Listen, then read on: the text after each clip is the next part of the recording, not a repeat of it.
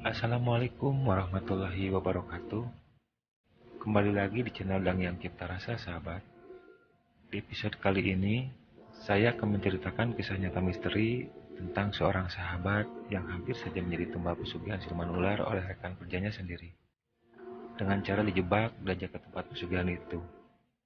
Yuk kita ikuti cerita selengkapnya. Sebut saja namaku Mus.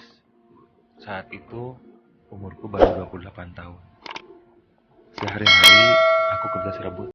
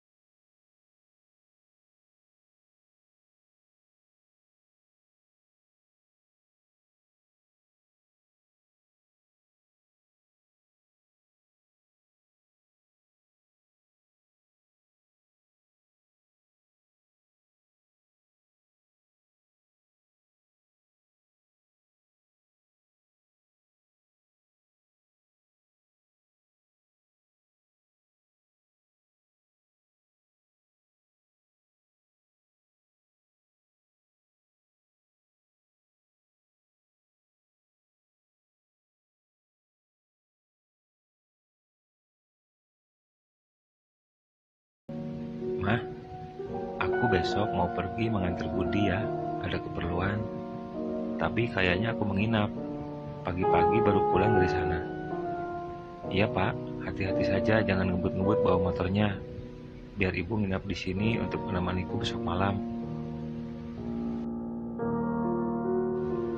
Keesokan harinya, aku berangkat menjemput Budi ke rumahnya. Kami berdua berangkat pagi itu meski hujan gerimis. Perjalanan jauh memakai sepeda motor sambil hujan-hujanan memang cukup melelahkan. Apalagi jalan yang kami lalui berkelok-kelok dan sering berpapasan juga harus menyalip bis-bis besar ataupun truk di depan kami. 6 jam kemudian kami sampai di sebuah daerah pegunungan di Jawa Tengah. Setelah berbelok dari jalan besar melalui jalan desa, 1 jam kemudian kami sampai di depan sebuah rumah panggung di ujung desa. Kami segera memarkirkan sepeda motor dan mulai mendekati rumah tersebut. Setelah sampai di depan pintu, Budi mengucapkan salam sambil mengetuk pintu.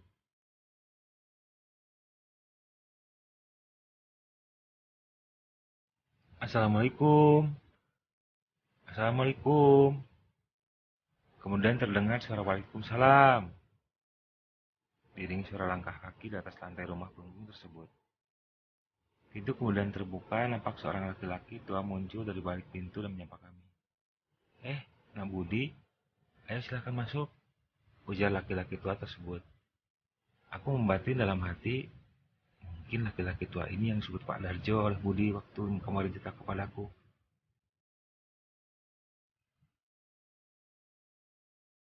Budi segera mengajakku masuk ke rumah panggung yang cukup besar itu. Sesaat, aku mengamati rumah itu masih terbuat dari anyaman bambu dindingnya, lantainya pun sama masih terbuat dari bambu yang masih tradisional pikirku. Kemudian dari arah dapur, keluar seorang perempuan setengah tua, membawa nampan berisi gelas dan makanan.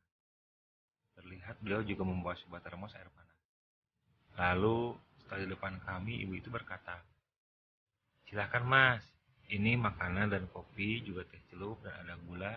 Silakan bikin sendiri menurut selera ya," ujar ibu itu sambil pergi berlalu ke dapur. Saya sudah 3 hari menanti Dak Budi. Kirain nggak jadi datang sini lagi. kata Pak Darjo sambil tersenyum kecil. Sekilas Budi melihat ke arahku lalu menjawab, "Iya Pak, saya nyari dulu teman yang siap saya ajak ke sini. Agak susah," sambil melirik ke arahku. Pak Darjo berkata lagi, "Iya Nak Budi, orangnya harus benar-benar siap," kata Pak Darjo sambil menatap kepadaku. Aku sedikit aneh dengan kata-kata harus benar-benar siap, juga tatapan dingin Pak Darjo kepadaku. Lalu beliau berkata, 10 hari yang lalu sudah saya sampaikan semuanya kepada Nak Budi. Apa-apa yang harus dipersiapkan. Sekarang saya mau tanya, apa semua sudah disiapkan? Kata Pak Darjo kepada Budi. Aku membatin, oh berarti sebelumnya si Budi pernah ke sini ya. Kenapa dia nggak bilang kepadaku? Budi mengeluarkan kantong kresek dalam tas rangselnya. Lalu dia buka, ternyata isinya bunga 7 rupa, dupa, apel jin, dan cerutu. Ini Pak, saya sudah siapkan semua, tinggal ayam kampungnya aja yang belum. Bapak beli saja di sini ya, nanti saya ganti uangnya, ujar Budi kepada Pak Darjo. Pak Darjo lalu mengambil bungkusan kresek hitam itu yang disodorkan Budi, lalu mengeluarkan isinya, kemudian dipindahkan ke dalam baskom kecil. Singkat cerita, jam 8 malam, Pak Darjo mengajak kami ke sebuah tempat yang tak jauh dari belakang rumahnya. Di sana terdapat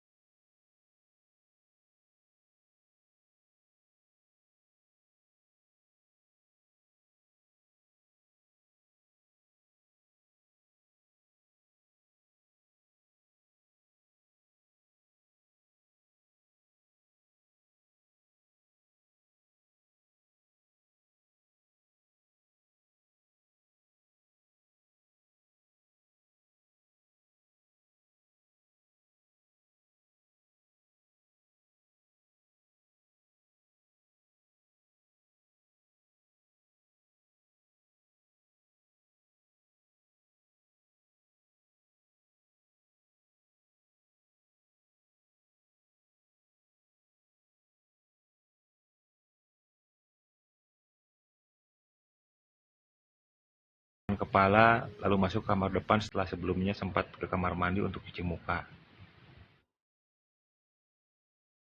Setelah berbaring di kasur, aku bertanya kepada Budi, "Bud, sebenarnya maksudmu datang ke Pak Darjo mau apa?" Budi menjawab, "Aku ingin memperbaiki nasibku, Mus. Mudah-mudahan nasibku berubah setelah dibantu Pak Darjo," ujarnya. "Kamu aneh, Bud. Mau merubah nasib, kau datang ke Pak Darjo sama minta ke batu besar," ucapku sambil tertawa kecil. Tapi Budi tidak menjawab lagi perkataanku. Dia lalu tidur membelakangiku. Selang beberapa waktu kemudian, sudah terdengar dengkurannya. Tinggal aku sendiri yang masih belum bisa tidur. Entah kenapa, meski badanku terasa letih sekali setelah perjalanan jauh, mataku susah sekali untuk terpejam tidur. Ada perasaan gak tenang di hatiku. Entah kenapa, naluriku mengatakan ada sesuatu yang bakal terjadi malam ini. Aku melihat waktu sudah menunjukkan pukul 11 malam, tapi rasa kantuk belum juga menghampiriku. Setelah aku berusaha menenangkan diri dengan membaca zikir, akhirnya aku pun tertidur. Dalam tidurku, aku bermimpi didatangi seorang perempuan cantik, memakai kain hijau dan memakai mahkota. Perempuan cantik itu menghampiriku lalu memelukku. Wangi semerbak tercium begitu harum menusuk hidungku. Tadinya aku diam saja tidak membalas pelukan itu. Tapi lama-lama aku juga terpancing mulai membalas pelukannya. Perempuan itu berbisik pelan di telingaku. "Aku akan membawamu ke istanaku. Aku akan menjadikanmu pelayan," ujar perempuan itu sambil terus menciumi leherku. Aku hanya diam terpaku tanpa bisa melakukan apa-apa. Seperti terhipnotis oleh kecantikan perempuan tersebut. Perempuan itu berkata lagi, "Kamu telah dihadiahkan kepadaku oleh temanmu. Jadi kamu tidak boleh menolak ajakanku." Ketika mendengar perkataan perempuan itu, aku mulai mengerti maksud perkataannya. Aku mulai memegang tangan perempuan itu, lalu mencoba melepaskan tubuhku dari pelukannya. Tapi aku susah sekali melepaskannya. Begitu kuatnya pelukan perempuan itu. Terasa semakin lama semakin kencang memelukku. Napasku mulai terasa sesak, pinggangku terasa sakit. Tapi perempuan itu tidak mempedulikan teriakanku karena kesakitan dan kehabisan napas. Aku pun terbangun dari tidurku karena mimpi seram itu. Namun, ketika aku terbangun, aku melihat ular sanca besar sedang meliliti tubuhku dengan posisi mulutnya tepat 1 jengkal di atas wajahku. Liurnya menetes di mukaku. Sejenak aku cuma bisa menatap ular itu tanpa bisa berkata apa-apa. Aku lalu teriak mengucapkan istighfar berkali-kali. Perlahan ular itu lilitannya mulai melonggar, lalu menghilang dari hadapanku. Aku mengusap wajahku yang tadi terkena tetesan liur ular sanca yang membeli tubuhku. Begitu lengket di tangan dan berbau hanyir. Lalu aku menoleh ke arah Budi, dia kulihat tidur begitu lelap dan dengkurannya pun keras terdengar. Aku membatin, aneh, kok si Budi malah tertidur lelap di saat aku hampir saja tewas dililit ular misterius yang tiba-tiba hilang, ujarku di dalam hati. Saat itu, aku lihat sudah pukul 3 pagi. Aku tidak bisa tidur lagi setelah kejadian yang kualami tadi. Setelah terdengar adzan subuh, aku segera keluar kamar untuk berwudu. Kemudian, aku melaksanakan sholat subuh. Dan beberapa saat kemudian, Budi keluar dari kamar. Kemudian terlihat menatapku seperti keheranan. Aku tidak mengetahui maksud dari tatapan Budi tersebut. Sebenarnya dari awal, kamu sudah ditargetkan akan ditumbalkan oleh kawanmu ke Ratu Siluman penghuni batu besar di belakang rumah Pak Darjo. Sehingga puncaknya, Ratu Siluman itu menampakkan diri dalam mimpimu. Berupa perempuan yang ingin membawamu ke alam siluman untuk dijadikan pelayan di istananya. Namun karena kamu beberapa kali menyebut nama Allah, siluman itu gagal membawamu. Dan ketika kamu berusaha melawan putri siluman itu di mimpimu, ternyata kamu hampir tewas dililit ular sanca besar perwujudan perempuan siluman tersebut. Begitu kata guruku sambil sesekali menghisap rokoknya. Beliau pun menambahkan, sebaiknya kamu jauhi temanmu itu pelan-pelan. Dia itu punya niat buruk terhadapmu. Demi mewujudkan keinginannya, dia rela mengorbankan orang lain. Setelah mendengarkan penjelasan guruku, emosiku terpancing. Aku berniat mendatangi Budi dan mau menanyakan kenapa Budi begitu tega ingin menumbalkanku kepada Ratu Siluman demi mendapatkan kekayaan.